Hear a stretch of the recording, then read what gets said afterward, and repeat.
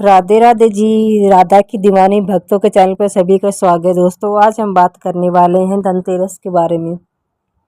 वैसे तो हमें पता है सभी को कि धनतेरस हमारे लिए क्यों महत्वपूर्ण है, क्योंकि यह दिवाली के ठीक 3 दिन पहले मनाई जाती है और इसका अपना एक अलग ही महत्व होता है। जैसे हम दिवाली की त्यौहार मनाते हैं हिंदू कैलेंडर के अनुसार, हिंदू सनातन धर्म में सबसे बड़ा त्यौहार हमारा दीपावली होता है। ठीक उससे 3 दिन पहले हमारा ये धनतेरस आता है। तो हम इसके पीछे की जो कहानी है आज हम उसके बारे में बात करेंगे कि धनतेरस का त्यौहार हमें क्यों मनाया जाता है, लोग इतना ये लोकप्रिय होते हैं और इसमें हमें क्या चीज़ खरीदना शुभ होती है।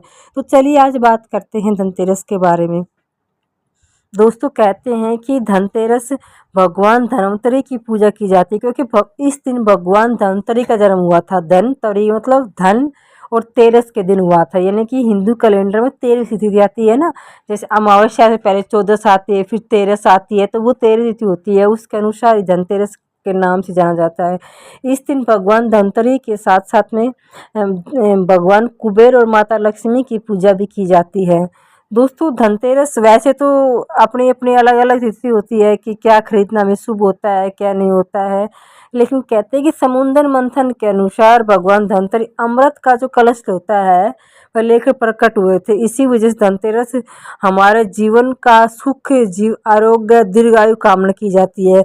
और हमें खरीदने के लिए जैसे हम सोना चांदी बर्तन खरीद ले, वो इसलिए क्योंकि भगवान धनतेरस जब समुद्र मंथन हुआ था तो कलश लेके प्रकट हुआ था, तो उसे से हमें जान गए हैं कि जब देवता ही कलश प्रकट हुए तो हमें भी इसका अकॉर्डिंग कुछ ना कुछ तो फायदा ही होता है। जैसे कि हम सामान खरीदना होता है, इसके लिए शुभ होते हैं भगवान धनतेरस के साथ में।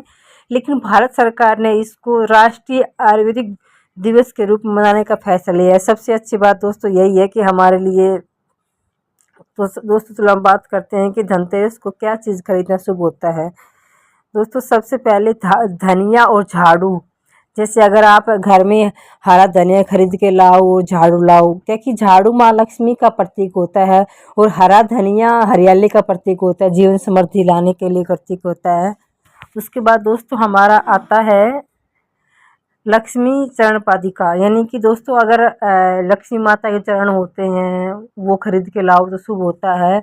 और भगवान गणेश की और माता लक्ष्मी की जो प्रतिमा होती है जिसको मूर्ति बोलते हैं, अगर वो भी आप लाते हो तो वो भी आपके लिए शुभ होती है, क्योंकि उस दिन भगवान गणेश जी और माता लक्ष्मी आपके लिए शुभ और शुभ प्रतिमा लेकर स्वस्थ जीवन की कामना करते हैं।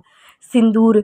दोस्तों ये ऐसी मान्यता है कि अगर हम धनतेरस के दिन जो शादीशुदा महिलाएं सुहागिन महिलाएं हैं वो सिंदूर खरीद के लाती हैं, अपनी मांग में सजाती हैं, तो उसको अखंड सौभाग्यवती भवा का वरदान मिलता है, यानी कि आपके जीवन में सदा सुख बना रहता है, आपके पति की लंबी आयु रहती है, आपके मांग में सिंदूर बना रहता है। इसके बाद दोस्तों हमारा आता है कि हल्दी और नमक। दोस्तों हल्दी आपको पता है कि शुभता का प्रतीक होता है, जब शादी में लगाई जाती है तो वो शुभता के लिए शुभ होती है, जैसे भैया हमारे अच्छा स्वास्थ्य के लिए होती है।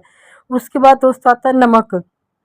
तो नमक तो आप कहोगे, नमक का ये होता है कि नमक में जो नकारात्मक ऊर्जा होती है वो दूर होती है। जैसे हम कहते हैं कभी नमक पोछा मारना चाहिए, कभी सप्ताह में एक बार उसमें पानी डाल के, तो उससे हमारी जो नेगेटिव ऊर्जा होती है वो दूर हो जाती है। उसके बाद दोस्तों आता है बर्तन। वैसे तो बर्तन आप खरीद सकते हो जैसा भी आपके इच्छा अकॉर्डिंग, लेकिन कहते हैं कि तांबे के बर्तन और खरीदना आपके लिए सबसे अच्छा होता है। तांबे का लोटा ले आओ, कुछ गिलास ले आओ, अगर आपके पास और नहीं छोटे से जो भगवान की हम तांबे घंटी लाते हैं वो भी ले आओ, सबसे शुभ वही होती है हमारे लिए। तो इससे इसके बाद होता है कि हमारा सोना चांदी खरीदना। धनतेरस के दिन सोना चांदी खरीदना बिल्कुल उत्तमदायी फलाई माना जाता है। अगर आप इस दिन सोना चांदी खरीदते हैं तो शुभ मुहूर्त देख कर ही खरीदिए, क्योंकि दोस्तों शुभ मुहूर्त का मतलब होता है कि भाई जैसे आप सुबह जा रहे हो तो हम जैसे ब्याह शादी में खरीदते हैं तो वो सिस्टम है कि हम जब पहनते हैं वो शुभ घड़ी होनी चाहिए हमारे लिए।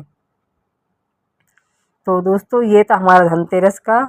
अगर आपको मेरी वीडियो अच्छी लगी हो तो लाइक करना, शेयर करना, और हम ऐसी एक जानकारी लाएंगे अगली वीडियो में। जब तक के लिए राधे राधे, जय श्री श्याम, राधे राधे।